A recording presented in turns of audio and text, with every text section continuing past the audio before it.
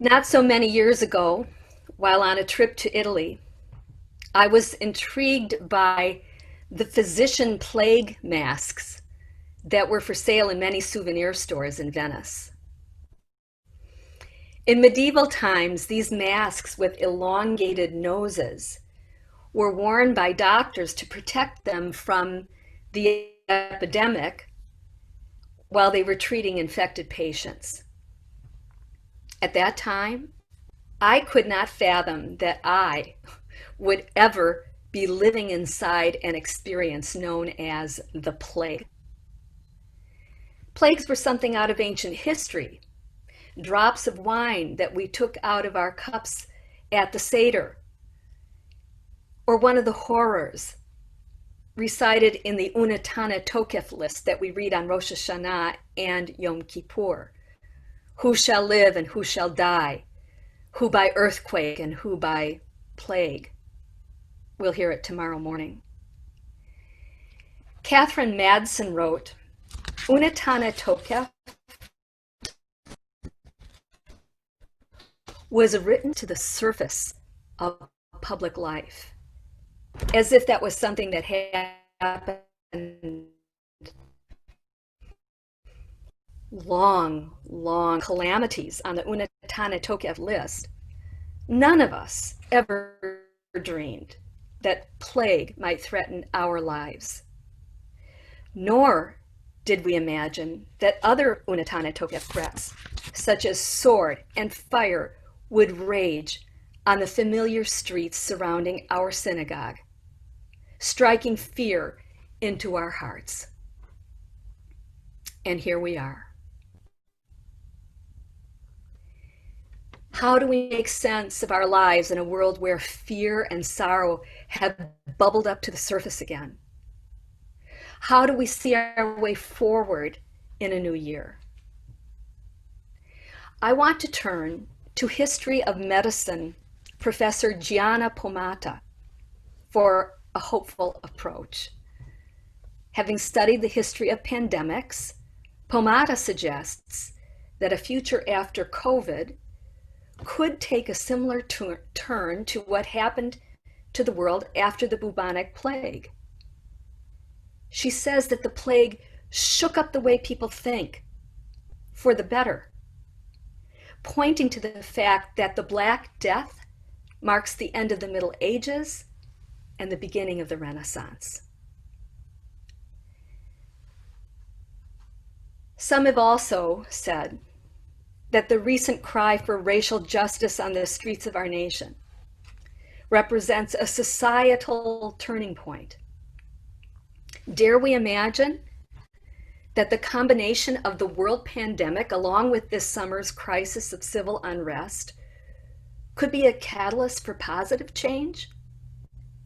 Well, perhaps Renaissance is a bit of a stretch, but can we entertain the thought that things will get shaken up for good and not for evil after the crisis of 2020? Tomorrow we will read the story of Hagar and Ishmael in the wilderness from the book of Genesis. It is a story about finding hope, resolve, and a new path forward in a time of crisis. After Isaac is born, Hagar, the handmaiden of Abraham, is banished from the household at the insistence of Sarah. Abraham sends off Hagar and Ishmael to the wilderness with minimal provisions. When the water is gone, Hagar leaves her son under a bush and sits at a distance away because she says she cannot bear to see him die. But in a surprising turn of events, God calls to Hagar and tells her not to despair. Hagar then opens her eyes and sees a well. She gives Ishmael water, she takes him by the hand, and she marches forward into a new life. After her initial despair, Hagar discovers salvation that was always there. She just could not see it in the midst of her panic and fear. In the early weeks of the pandemic, Rabbi Mark Gelman wrote that in addition to a biological vaccine, we need a spiritual vaccine to fight off the plague of despair that COVID has brought us. And now we must add, we need an inoculation that can fight off the disillusionment and powerlessness we may feel over what happened in Kenosha a few weeks ago. The pandemic historian Gianna Pomata, she says that it was collaborative, creative thinking that took the world from pandemic to Renaissance in the 14th century. She suggests we need a commitment to the same to help us emerge from the crises of our day. I want to suggest some spiritual wells that we might discern and some societal inoculations that we might take to buoy our spirits if we look closely at what these last months have brought. What wells and inoculations can be seen in the midst of a pandemic?